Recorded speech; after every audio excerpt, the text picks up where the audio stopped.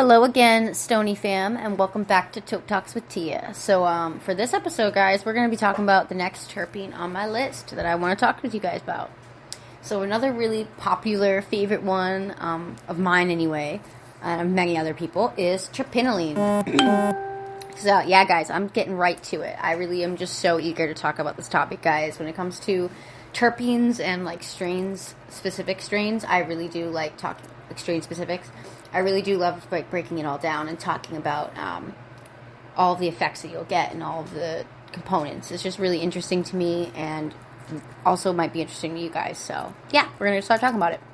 First off, usually what you're going to smell from, an aroma and flavors from Terpinolene are floral, citrusy, wood, and hints of pine, because with Terpinolene it's kind of like a mix of all of the terpenes together, and it kind of creates more of almost like an entourage effect because they all work together. To me, the best representation or analogy I can think of is kind of like a symphony, right? When you think of terpenes and when they're working together, it's kind of like a symphony. When you have certain, with certain instruments, when they work together, they'll sound differently than they would when they're all working together or just singly by themselves. In lower doses of Terpinolene, it can kind of make you feel more, it can be sedative, relaxing, and in higher doses, it's more of a stimulating terpene. The benefits of it medicinally can also be it's an anti-inflammatory, it is a sedative, it can help with relaxation, antibacterial, antifungal, and helps reduce heart disease and improve cholesterol. And also, the last terpene we were talking about, limonene, it is one of the most common terpenes found in cannabis. So before we move on to the next topic, which is another, like I just said, one of my favorite things to talk about is strains, guys. And a lot of these you might have already heard of, or if you're not familiar with, we're going to be talking about them. So for that, we're going to smoke some weed. Right now, I am smoking on what's left of my root beer float. I don't have that much left of it. I'm pretty sad, but I'm not sure if I shared with you guys. If I did already, I apologize, but I'm going to share again. The terpenes that are in, the common terpenes found in this strain. Those would be, the top one would be caryophyllene, the second would be limonene, and the third would be humulene, which, for me, I feel like I get the opposite effect from having this terpene in this strain. It does not make me feel like I don't want to eat anything. In fact, it makes me feel quite the opposite, and it gives me the munchies. So, weird. But anyway, going back to talking about terpenes, specifically Terpinolene, the strains that are dominant in those, I didn't even take my bong rip yet, guys. Oh my gosh, I'm doing a typical stoner thing, which is, procrastinating, which, don't even know why we do this, but yeah. Anyway, cheers.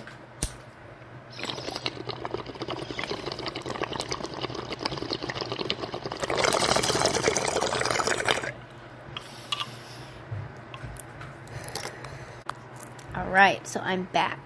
Yeah, I definitely, totally fucked up just then and tried to procrastinate and not smoke my weed. Definitely need to do that, guys. So, yeah, talking about the strains.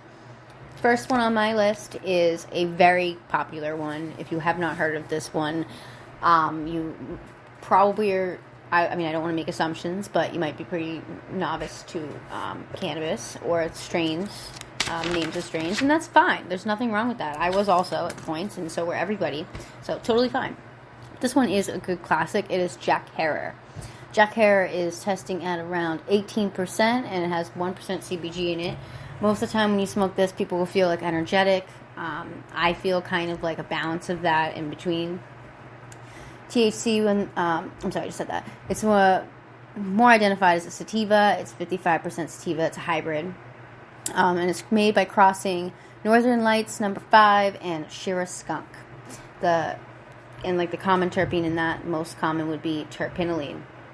So, that makes sense why it's one of my favorites, because I love terpinolene. Next one is kind of, this one's newer to me. I've never tried this one. This one's called Pink Runts, testing at 16%. It is, for the second common terpene, and that one would be pinene. So, it's a mix of terpene and terpinolene and pinene.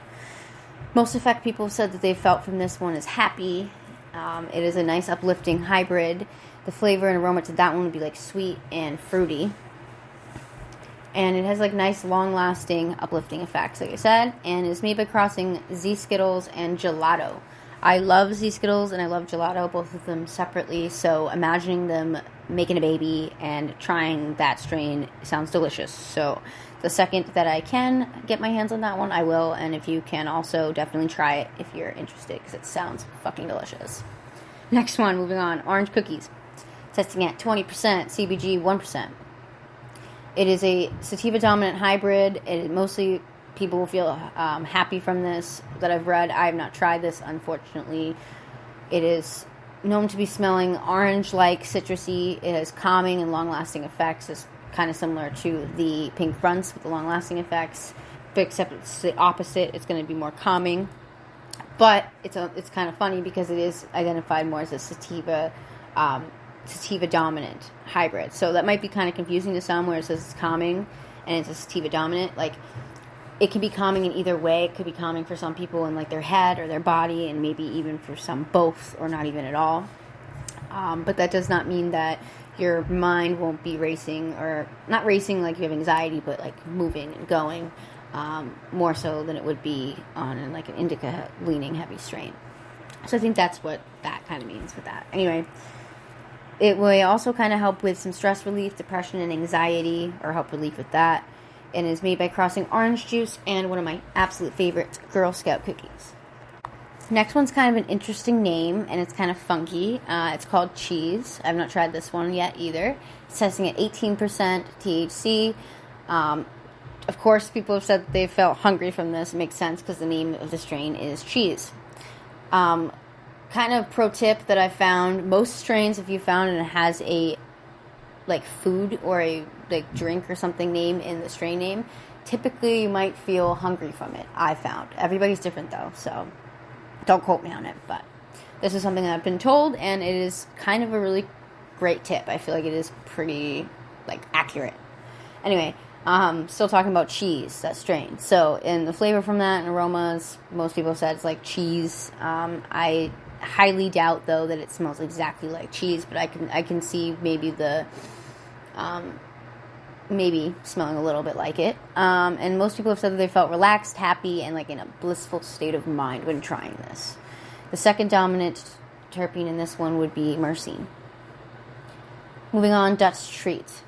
Dutch Treat is testing at 19% THC, and it has a 1% CBG percent. And most people said they felt euphoric from trying this one. And the aroma and flavor from this is like sweet, and fruity, and pine. It may also help with, medicinally, it can help with fatigue, pain, and PMS symptoms. The strain, actually, interesting enough, the strain originated in Amsterdam, is where it came from. And it was made by crossing Northern Lights and Haze. Everybody knows Northern Lights. Northern Lights is like right up there. It's way above like Jack Herer and a couple of other ones that I've listed, or I'm going to list soon, coming up in the next podcast. But Northern Lights is definitely a huge popular strain. I think everybody like knows that one. Like Pineapple Express, a couple other ones that I can think of. Maybe might not be for some other people, but like Maui Wowie. Like there's so many different strains out there. Like many strains. But when you narrow it down to the few that are very, very popular names, those are the ones that are going to be up there. This one has a really funky name, speaking of names. XJ-13. I've never seen this one. I've never heard of it until I was looking into this strain, and it's weird. Weird is in the name, not anything else, but it's testing at 20%, and it has 1% CBG in it. Like many of these strains, I know it's probably annoying that I'm saying CBG. Not annoying, but another thing that I have to list. But just I feel like it needs to be said, because I feel like it's not focused that much, and people are not paying that much attention to it, and I feel like it does have it has an effect on what you're smoking. It's definitely important to be paying attention to the CBG and the other things that are involved in the strains that you're smoking, because paying attention to only the THC percent is not going to give you the desired effect that you're looking for. The terpenes 100% are important to look for too, and everything else. But anyway, still, I keep going off topic. Talking about XJ13. So it's 20%, 1% CBG. Most people say they felt energetic from this one. I can see that. The name's kind of funky. I can see people getting an energetic vibe from it. People said they smelled like citrusy or pine flavors and like aromas to it. It's like a stimulating and creative hybrid. It may also help with medicinally stress relief and any mood-related symptoms related to that, and mood-related symptoms. It is made by crossing Jack Hare and G13 Haze. Alright, the next one coming up is one that I really like, and it also reminds me of one of my favorite Animal Crossing characters, which is Meringue. She's really cute, little rhinoceros that has a like pie on her head. It's really cute. Anyway, this strain's called Lemon Meringue. It is a sativa. It's testing at 21% with 2% CBG in it. Most people felt energetic from this. I did not. I felt kind of like, I wouldn't say energetic, and like calming, but I would say like, or energetic. I would say for me, I felt very creative, and I definitely wanted to keep drawing. And that's something I love when I find in a strain, that it unlocks that for me, because I'm an artist, and when I find something that does that for me, I like to stick to it. And it has a nice lemony citrus and like some diesel hues and nuttiness to it. It may also help medicinally with some fatigue if you're feeling and experiencing any of that, depression, and any minor headaches if you're experiencing that as well. And it's made by crossing lemon skunk and cookies and cream. Two really great strains, guys. You should definitely try those out too if you haven't. Also lemon meringue if you haven't too. This one's funky. It has a weird name. It does not smell like tuna, I guess. I've not tried it, though. I feel like the name would throw me off from wanting to try it. After now reading about what's in it and stuff, I feel like I'd want to try it now more so. But the name definitely throws people off for sure. Some, anyway. And the effect for that one is more sleepy. It has a nice skunky aroma to it. So not going to smell like tuna, apparently. It's actually named after the Black Tuna Gang, which is famous for smuggling Colombian marijuana into the U.S. in like the 1970s. So they did that to try to like preserve it and save it from the war on drugs that was going on at the time. So I mentioned this one, even though I'm missing a couple of other information about it, like the THC percentage. I'm not sure about what that is, but that's the only thing I have missing. But I just wanted to share this one also because it is part of the list, and it's just interesting that it was around for that long and for that reason. That it's been around this long is because it was saved. So I like that. It was made by crossing marijuana and lamb's bread. I've never heard of marijuana before until now, but I have heard of lamb's bread. I have tried lamb's bread, so that also makes me want to actually try this strain. Prior, if I'd never read anything about it, I would not want to. But now you guys know, so if you're interested, try it out. Anyway, I do have a couple left to share. There's not too much left for Tripinolene, but there is a few left that are interesting. Next one is a really good one called Afternoon Delight. It is an Indica Dominant hybrid testing at 16% with 1% CBG in it. The nice effect that you'll feel from that is a nice tingly, euphoric vibe. And it has a weird, like, nicotine, tobacco-y smell to it and flavor.